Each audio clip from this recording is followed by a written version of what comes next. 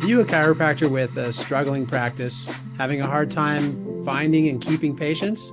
Is your staff falling short of expectations? I'm Dr. Scott Sawyer, and DC Trainings has the answers that you need. So tune in now and find out how.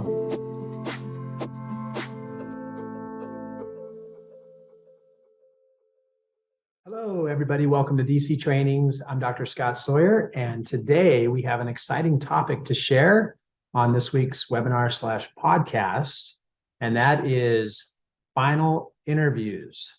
Now, if you've been following along through this module, we are in week 4 of module 1, with module 1 being team development and week 4, being the final interviews, which means we've gone all the way through basically collecting a big funnel of resumes and interested applicants. We've funneled that down to the qualified applicants and the unqualified applicants. And then we've funneled that down into this final stage of interviews, whereby we're going to make our final selection in terms of who the right person is to join our team. So this is an exciting time. And I know for those of you who have followed this process before, you've seen how this sequence goes and how it finds you the best high-level talent to join your team, which is what we want. So I want to jump in and just show you how this works, and then we'll go through this. So let me just pull up our PowerPoint today. And actually, first I have to share my screen. There we go. So let's go ahead and do this. Here we go. Right there. Okay.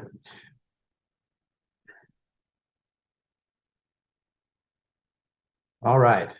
So as you can see, we're just going through this sequence here. We've got our attracting applicants, application meeting. Last week was initial interviews, and today is the final interviews, which in this section, as I said, if you've gone through this process, for those of you who have, and for those of you who haven't, just trust the process, because for those of you who have, you know that at this point you're getting excited. You've done lots of interviewing, you've done a lot of legwork, and you are getting excited about who this person is and what their true potential is.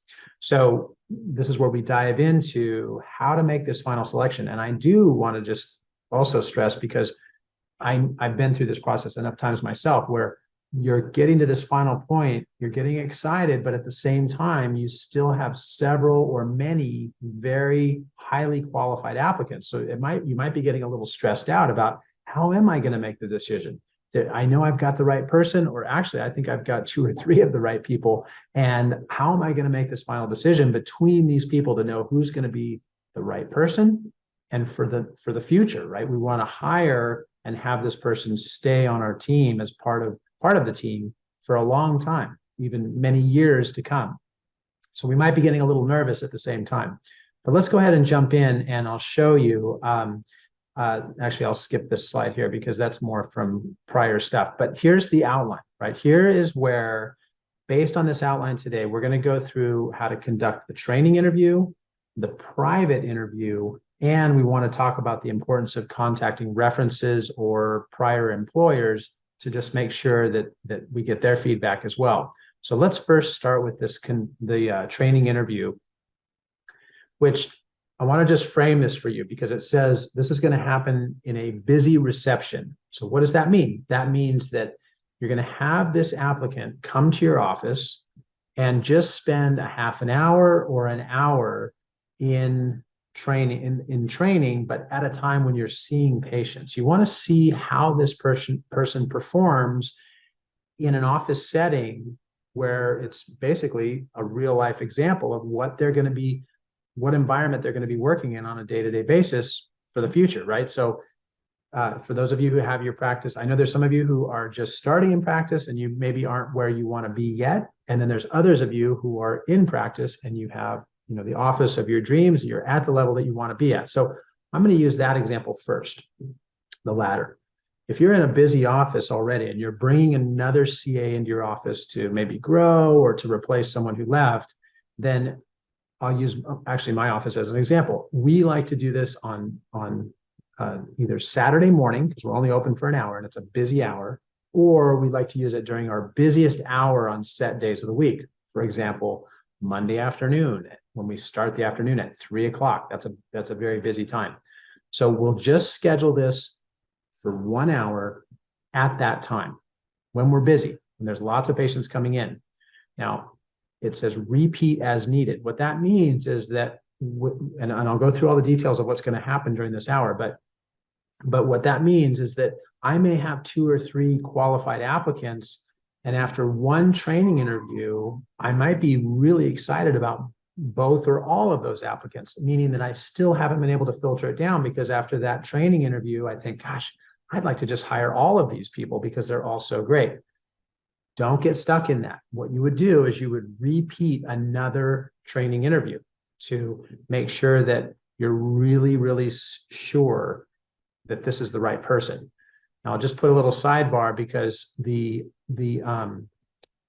way to do this, obviously, you don't want to burn the bridge and have somebody coming in for interviews over and over and over again and just feeling like they're being led on. Well, a great way around that is to actually just pay them. If you pay them for the hour that they're there, then you can let them know, we have many of these interviews happening. We might need to do this a couple different times and train you on different aspects to see how you perform in this environment and how well you do. For example, in my office, we would have this first training interview be really centered around addressing patient flow, because we're very busy. There's patients continuously coming in, getting checked in. There's patients that are getting checked out continuously. And there's also the phones are ringing. The doctors, I'm walking up to the front asking for help with certain files. So there's different aspects of the front desk that we can address, and we might not address all of them in that 1 hour. Now, if you're in a practice that's maybe a little less busy, or that flow is not as fast, then you could probably do all that in your first hour. You could just make sure that you cover all those details, but those are the big details. You want to see how this person interacts with patients in your normal flow, and how engaged they are with patients. And actually, I'm getting a little ahead of myself. I'm going to show you this on our test. So back to the screen.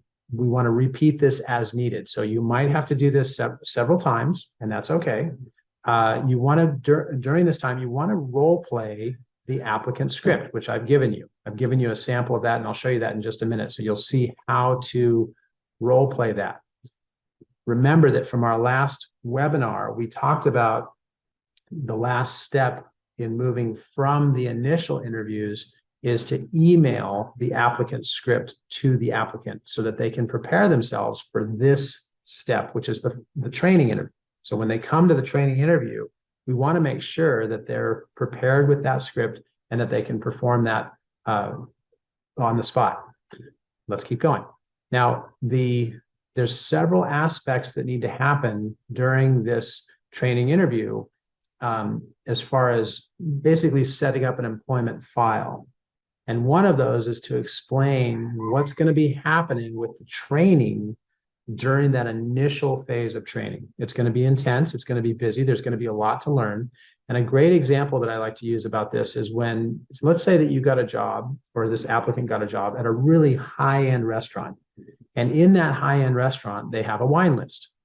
Well, for the wine list, they're going to say to you, this is if I'm hiring you to work at this fancy restaurant with a very high-end wine list, they're going to say, here's our wine list. And you need to learn this wine list and make sure that you understand the different wines that we offer and how to describe them.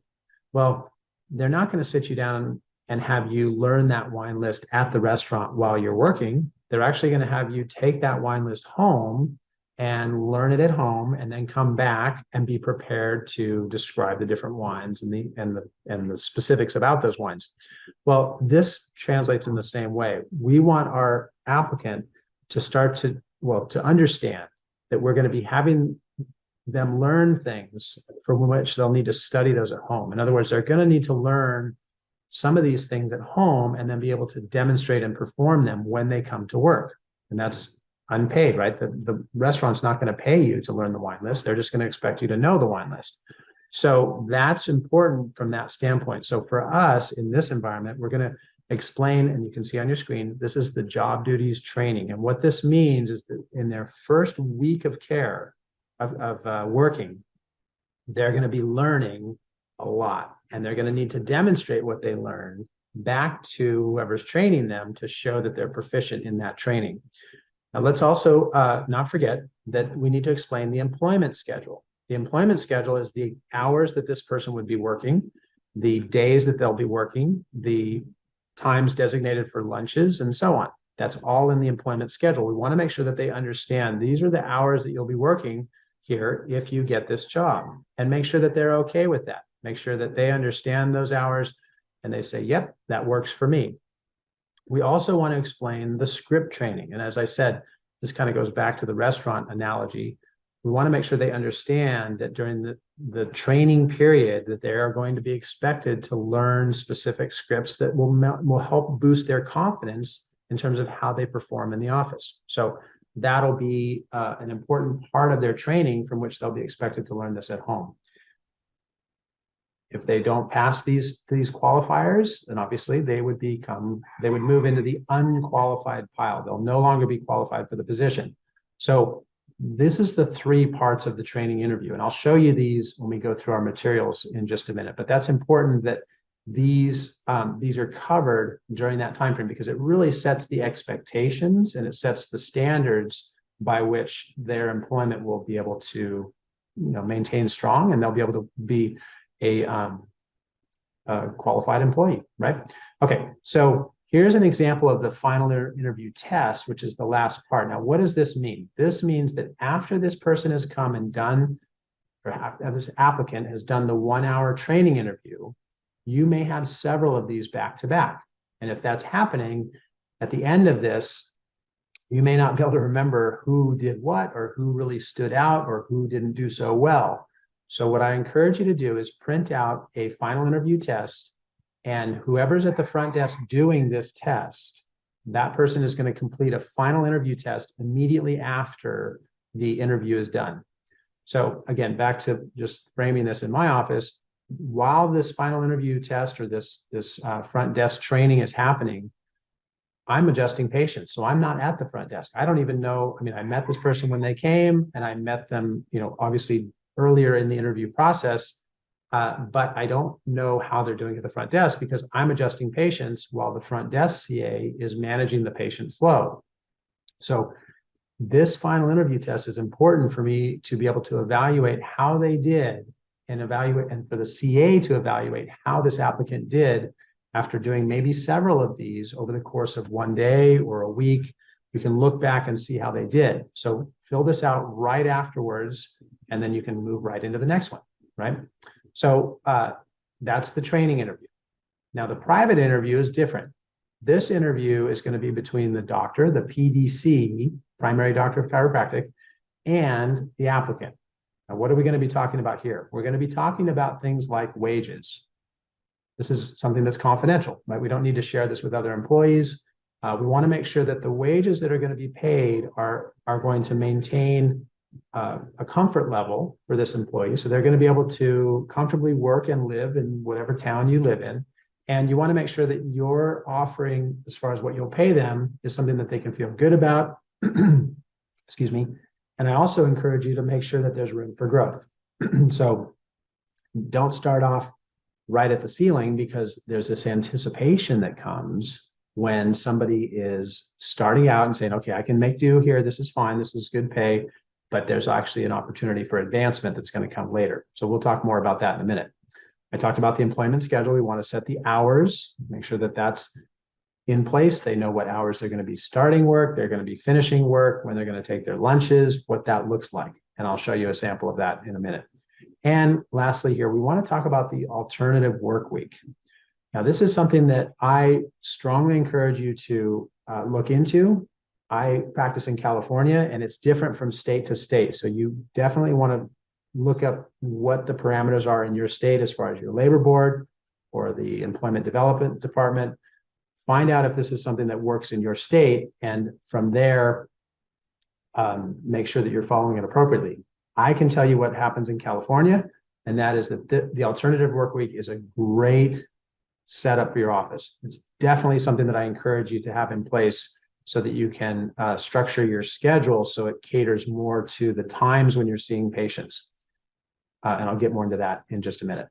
And lastly, we want to talk about wages for seminars and travel time. Now, this is something that, especially for those of you who are sort of starting out in practice and getting things ramped up, when you pay a CA to go to a seminar, it's usually with the expectation that they're going to bring back information from that seminar or knowledge from that seminar that allows you to grow your practice or add some additional service in your practice that will ultimately increase your bottom line or add to your profits. That's usually what these seminars are about. Of course, with DC trainings, we cover everything from hiring a CA all the way to a new patient, to report of findings, to financial arrangements, all the way into lifetime care. So we cover the whole gamut. Now, think of when you send your CA to a seminar like DC trainings, you want them to come back with information that's going to benefit your practice, meaning that at the front end, before you've hired them, what I recommend is you let them know that for those seminars, there will be a reduced hourly pay for those seminars. Now, why is that? Well, it's a big expense to send your team to a seminar. There's travel, there's time away, there's food, there's meals, there's all of that that comes into the expenses associated with a seminar. So rather than make your expenses unreasonably large, I recommend that, yes, you pay those expenses, but you also pay it at a reduced hourly wage. Now, why is this a win for your CA? What's in it for your CA is that when they come back to the office and they share this knowledge or they share these skills in some way, what benefits the practice is the overall productivity, which ultimately increases the bottom line. And when we get into module 5, you'll see that we will be able to, you'll be able to incentivize their production through bonuses. Okay, so I'm sorry, I said module 5, but it's module 6. But we will get into that, and I'll show you how maybe they're, as from the CA's perspective, because I'm an open book. I want to make sure we're not taking advantage of anybody. There may be a bit of a hit at the front end as far as the time that it's going to take for them to go to the seminar and have a reduced pay. But in the big picture, they're going to make it up in their long-term wages and bonuses, where based on their skills and productivity, they're going to reap big benefits back when that comes due. So just covering that at the beginning before you hire somebody is important. You don't want to come back later and have to change something and take it away. Okay, so we've conducted the training interview. We've done the private interview, and I've given you the components for each one of those. Now we're going to talk about why it is so important that you contact references, because the references are the people who this applicant has worked for or knows well. And a lot of times this gets overlooked, right? You may feel like, oh, I don't want to call their employer because, they left that job probably for whatever reason, or their current employer may not know that they're leaving, or they may not be on good terms, and that's why they're leaving.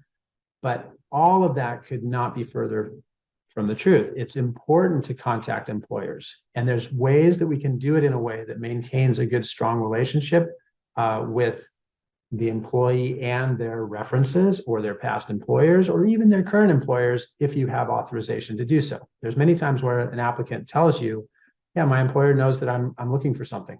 Okay, great. Then that means I can contact them. So use this to your advantage to really dive in and ask specific questions, which I'll show you in just a minute. Oh, actually, here we go. I can show you now. I'm going to pause this real quick because I want to jump over to the website and just show you. Actually, it's right here. So share my screen again. Go. And actually, to do that a little different way. There we go. Okay. I want to share my the website for you so that you can see what I'm referring to here. Okay. There we go. Okay, so now just quickly raise your hand for me if you can see the website. I just want to make sure you can see that. Great, got it. Okay, thank you very much for that. You can lower your hand down. I just want to make sure. And you may also see kind of a glitch on my screen on the left side, and I apologize. I think my laptop must have got wet and the screen got damaged a bit. So I have another computer that I'll be using moving forward. This just happened, but if you do see a glitch on the left side, I apologize for that. So let's dive in here because I want to show you this material here, which is going to be important because actually, here it is right here. This is the final interview test sample. Now on the website, of course, you can print this out as a blank copy. It's right there for you on the website. I'll show you that here. So they're all there with samples. So you can learn from that. You can understand this is how you're supposed to fill this out. But at the same time, you can just print out the blank copy and immediately use that in your office. So that's one of the great things about DC trainings is that we have both aspects ready to go for you at all times. So let's look at this final interview test because here you can see as a result of this interview, these questions are going to help you to understand what the importance of this interview is. Okay, the training interview is important for a lot of different reasons, and those reasons are spelled out in the final interview test, which you'll test them on. So the first one is, did they pass the applicant script? And I want to just move this over so that I can show you, because on the applicant, here we go, the applicant script, here it is. So this is just very quick, but it's important. And what's nice about this is you're going to have a bunch of people learning this script while they're interviewing and hopefully getting a job with you. But listen to what this says. It says, "Hi, my name is Mary. I'm one of the doctor's chiropractic assistants. I understand that Mary Smith referred you." Yes, she did. Great. She's a wonderful patient, and we will thank her for referring you.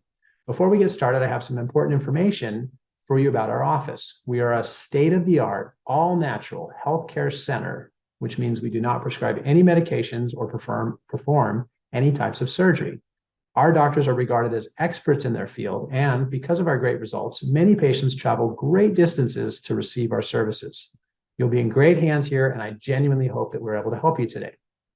Now, if you can see how that's set up, you'll see there's a lot of little hidden gems in this script. Number one, we're talking about patient referrals, which as far as new patients go, the best new patients are usually, almost always, the ones that were referred to you by a friend or a family member. So we want to encourage and promote more referrals. Number two, there's a statement here about a state-of-the-art all-natural healthcare center that doesn't do any surgery or medications. Now, you're interviewing somebody who potentially has never been to a chiropractor before, and in their mind, they may just be picturing all doctors' offices are about the same. Like you go to the doctor's office, they fix you, and you're done.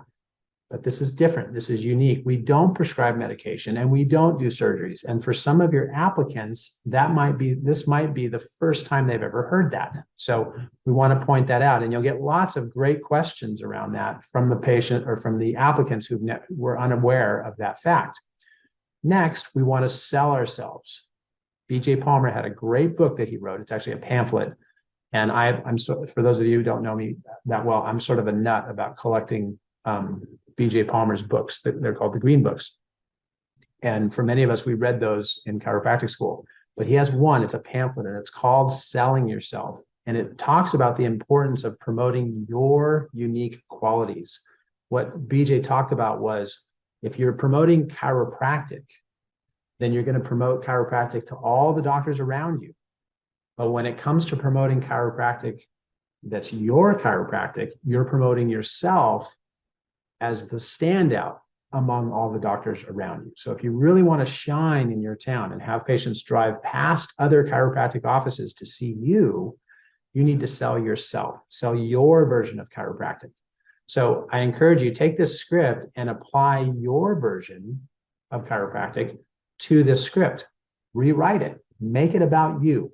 These are some examples of what I use, but if there's some things you want to change and emphasize that are unique about you and your unique qualities, then write it to shine your chiropractic or to showcase your chiropractic. So this was just an example here that you could use as a starting point. talks about we're a state-of-the-art healthcare center, right? We don't do surgery. We don't prescribe medication. It also says our doctors are regarded as experts in their field, meaning what? We have more than one doctor. So right from the start, we want our new patients to know there's going to be other doctors taking care of you in this practice, right? So that creates freedom for the doctors. I think you can probably see behind me, there's a beautiful golf course. I'm actually on vacation right now with my wife, but thanks to technology, I can still be here with you for DC trainings. But while I'm away, my associate doctor is taking care of our patients. And while he's on vacation, I'm taking care of the patients. So there's this dynamic that we want to make sure right from the beginning, our new patients know they're not going to be dependent on just one doctor. And that way, when I'm gone on vacation, like right now, our patient visits don't drop off because patients already are aware that other doctors are going to be taking care of them and that they'll be in good hands either way. So that's, again, a unique quality that stands out. And we're sharing this with our applicant right out of the gates while they're actually interviewing. They haven't even been hired yet, and we're already sharing this information with them. Okay. And then lastly, you'll be in great hands, which, okay, that's kind of a pun, I know, but it's a pun that's intended. So you'll be in great hands here, and I genuinely hope we'll be able to help you. Now, think about this from an applicant who's coming in and applying for a position. Yes, this is a script that a new patient CA will use when meeting a new patient for the first time. But from an applicant's perspective, they're going to read this and realize, wow, I am joining a state-of-the-art, top-level healthcare practice, doctor's office. Wow, I really do want to get this job. So that's an example of what's going to happen. Now, we gave this to them in their initial interviews. We're going to test them on it in their final interviews. Okay, so let me close that. We'll go into this here. So did they pass the applicant script? Yes or no? Did they do poorly? Did they do excellent? Grade them on that in terms of how they did.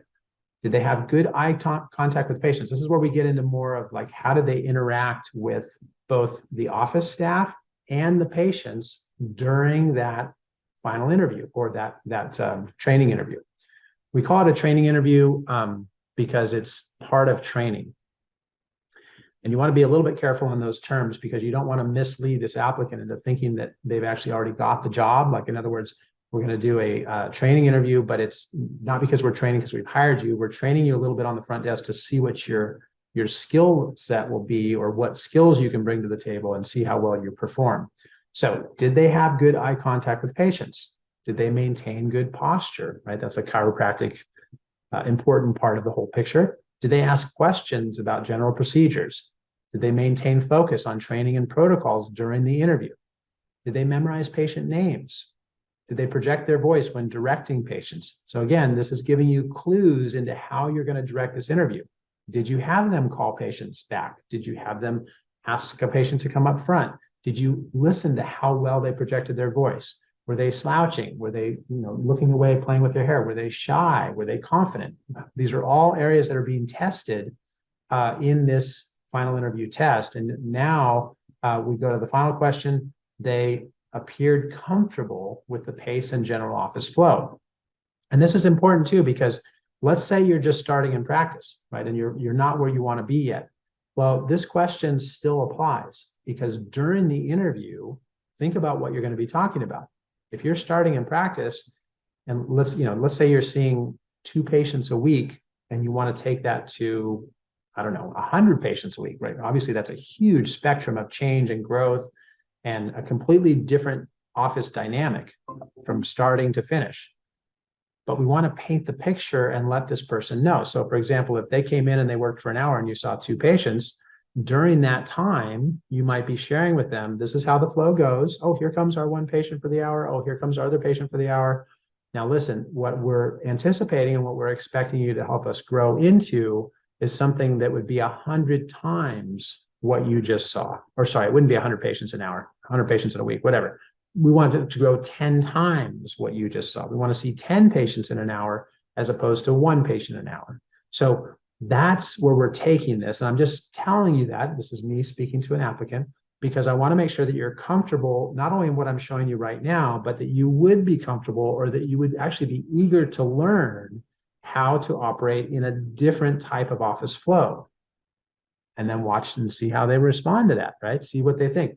So those are all key points that come across in this test. So that's the final interview test, and you'll print that out blank, and then just from there you'll fill it out after each interview. Don't wait, because you do a few of these interviews, then unfortunately you'll look back and you'll go, well, I don't remember what was their posture. I wasn't really, they had all those questions I was answering, so I don't remember how they did. Fill this out right when you're done. Okay. Next is the reference questions. Now for this one, and I'm going to read through a couple of these. I'm not going to read through all of them, but I want to make sure that I point out the importance of a couple of them. Now, let me frame this. And it says right here, basically, use the following script when calling. Thank you for accepting my call. We are considering hiring this applicant, and I would appreciate your feedback on strengths, areas for improvement, and how I might best manage her or him. Anything you tell me will be held in the strictest confidence. Now, this is important because you can see by the tone and the sort of the subtlety of this conversation, I'm making it sound basically like we're already hiring them, which allows the person that you're calling to put their best foot forward. They're going to talk about the strengths. They're going to talk about some of the things that they really like about this person. So that's question one. What are the strengths and assets that you like about this person? Well, they're punctual, reliable, a quick learner. Okay, perfect. Let them share that with you, and because people are quick to talk about the positives, right? If you started out with question two, what are some of the applicant's shortcomings, weak points, or areas for improvement? You probably won't get very far if you start with that. Like, tell me what's wrong with this person before I hire them. Don't do that, because they will clam up quickly and they'll stick to only the legal questions, which the legal questions are, what was the hiring date? What was the final work day? And I think wages is the other one. And I don't even think you can ask that, but it's basically, did this person actually work for you? What was their starting date? What was their finish date? And you're done as far as legal questions go. It's not illegal to ask other questions, but they don't legally need to answer them, right? So it's better to start with the positives and the strengths of the individual, and then let them, the person you're talking to, feed into the other areas. So that's why I say start out with the strengths, let them talk about that. Then what are some of the shortcomings? Now I want to give you another way to answer this question, or ask this question as well. We're excited to get started with this person and would love to hire them as soon as possible. Now, did I say we've hired them? No. Did I say they have the job? No. I'm kind of using subtlety in my words because I'm giving that impression and I'm doing it intentionally. So maybe you can help us to get this person up to speed as quickly as possible. I'm just curious if there's any speed bumps or shortcomings or weak spots that I should be aware of, so we can quickly get past those and move into the really good training. And you can come back and listen to this recorded webinar to get the specifics of those questions, but I'm phrasing it very, very specifically. Now, the other part I want to share with you about the reference questions, and I'm going to unshare my screen for a second because I want you to be able to see my face for this one, is when to pause. Now, there's a real art to having somebody share information with you that they might be a little bit reluctant to share, but there's an art to how you ask questions, and even bigger than that, there's an art to when to be quiet. So if you ask a question, it's okay to just pause. Like I'll just frame it again. So now we're really excited to get started with this person, but I need your help, because if you could help us with some of the areas where they've had trouble or some weaknesses or some speed bumps, you could help me with that, then we can get past those as quickly as possible and get this person trained to where they feel comfortable with this position. Now that pause is important, because what does that do? It opens the door for the person you're talking to fill the void. And if you can get them to talk and just start talking, they're going to share the gems that I'm talking about. And what are those gems? Those gems are the real great strengths that this applicant has, but they're also going to get into, and they won't even realize it oftentimes, but they're also going to get into the shortcomings or the potential pitfalls of where they had trouble with this employee who left them potentially on bad terms, right? So we want to give an opportunity for this person to share those details. And that's how you do it, is with the intentional pause. I want to stress that, because you'll use that and it will definitely help you to get the best information. Okay. So let's jump back over to our PowerPoint because I want to finish this up here. Whoops, I have to do that a different way. Sorry. Go back to here. And there we go. All right, so we're sharing and we're going to here. Okay, so here, those are those reference questions. So make sure you use the things that I pointed out to really get good answers to those questions. So that wraps up those three areas, right? The training interview was at the front desk during your busiest times or during your normal times, but you're talking about how busy you want to get to. Then there's the private interview where it's all confidential and that's clearly stated. And you're talking about wages and seminars and travel time and all of that. And then there's the references who you'll do by phone, most likely, where you're calling both their references and their current or past employers, right? So from there, I want to add one last final note to this because, and this really sort of makes it very fun. And we're going to back up for a minute. You remember when I talked about the application meeting, and one of the important aspects of the application meeting was to encourage and invite all of the attendees to sign up for a new patient appointment, which many of them did, maybe even all of them did, and that's great. So there's an important part of this in that when you schedule those new patients, you have to complete the report of findings before you make your final selection. And I had this really bite me before in the rear because what I did was I hired somebody even before I had completed the report of findings. So we had a bunch of interviews, we had a bunch of new patients sign up, we found out who we wanted to hire, we completed the final interviews as I'm showing you today, and then we hired this woman, and only to find out at the report of findings that she did not want to get adjusted. Now in the long term, think about what happened there. I've got a person who's running my front desk potentially who doesn't like to get adjusted. Now, whether they verbally say that or whether it comes through in the undertones or the body language, patients are going to see and know that that's happening through how that CA interacts with them. Like when they miss appointments, what if they miss an appointment and your CA, rather than saying, wow, it's very important that we get your appointment rescheduled so that you can stay on course with your care and get the best results, as opposed to you missed your appointment and you don't want to get adjusted? Okay, no problem. We'll just see you next time, right? What is that going to do to your practice in the long term? So it's very important that you, as it says on the screen, complete all new patient appointments and the report of findings before making the final selection. Now, let's just play this out a different way. Let's say that you do the report of findings and the person, this applicant says, I'm actually unemployed. I would love to sign up for care. I'm a 100% committed to following the care plan, except that I'm unemployed and I have no money and I can't afford to pay for chiropractic care. But if I were to get the job, then I would love to. Well, if you adjusted them and then they didn't like the adjustment, then that we'd be right back to square one that I just described, right? So we want to make sure that they get adjusted. So if you have somebody who is unfortunately unemployed or doesn't have the wherewithal to be able to start care, my recommendation is this. I want you to go ahead and provide chiropractic care for that person for maybe just, as a courteous gesture for going through the interview process, as a pro bono case. Allow them to come in for that first, say, week of adjustments and have them get several adjustments and get feedback from them in terms of how they're enjoying the results they're getting and the process of getting adjusted. That's very important. So that's why that screen just said clearly, complete all of the reports of findings and deliver the first adjustment before making your final selection. So that way you'll know that they really enjoy the adjustment. They're going to be a committed team player. And if they passed all the other tests in the interview process, you just found your winning CA. Okay, so let's jump back over there. And there you go. So there is, actually, I have to share my screen. So let me share my screen here because this last picture is important. I want to make sure you get to see this because when you hire a new CA, then obviously they join your team, right? And then from there, let me put up the slideshow. From there, they might be a little freaked out.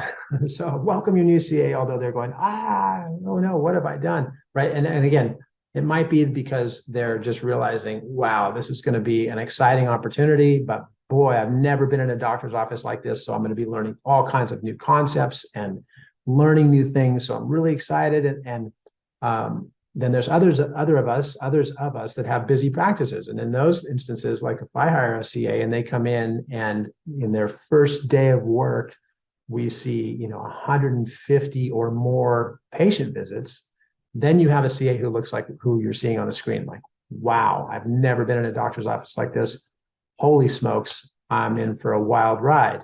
And that doesn't mean it's a bad thing. It just means get ready, buckle up, but we'll hold your hand, so don't worry, right?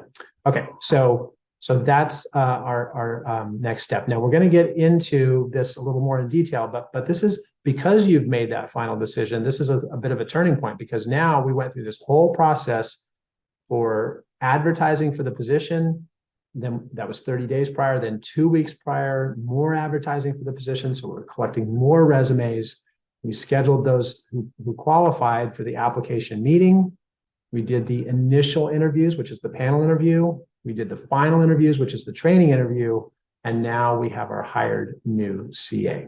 And that's that process that we've gone through. So this is a big step.